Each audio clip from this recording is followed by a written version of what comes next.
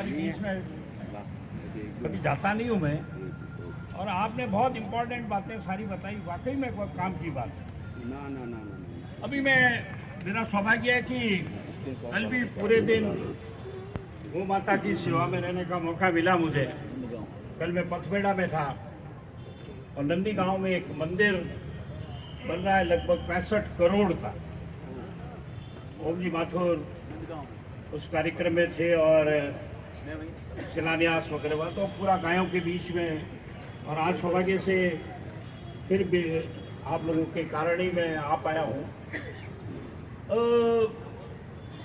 विषय बहुत लंबा है ये। लोग पुष्प को चुनते हैं और पुष्प को प्यार से सुनते भी हैं। गुरुदेव मेरा थोड़ा सा, एक तो मैं डिसिप्लिन बहुत हूँ, प्रयास करता हूँ मैं कि जो समय दिया उस समय मैं वहाँ रहूँ। अब यहाँ से मैं लेट जाऊंगा, तेज जाऊंगा, खतरा भी रहेगा, एक्सीडेंट भी हो सकता है। शिवास्ते संतु पंथा।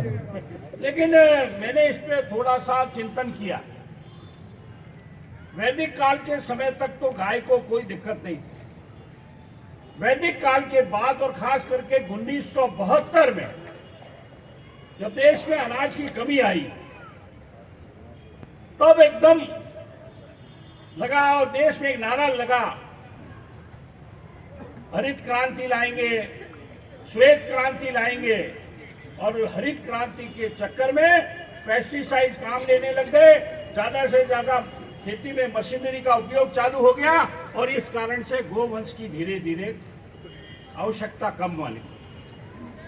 लेकिन आपको मैं बहुत आशावादी हूँ, गुरुदेव मैं बहुत आशावादी हूँ।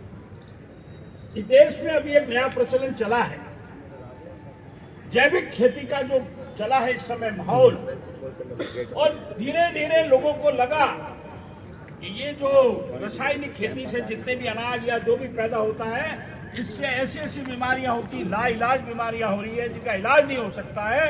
अब पूरे देश में जैविक खेती का वातावरण बनने लग गया, और जैविक खेती का वातावरण बनेगा तो उसके साथ के साथ गौवंश को बचाने का भाव भी लोगों में आएगा।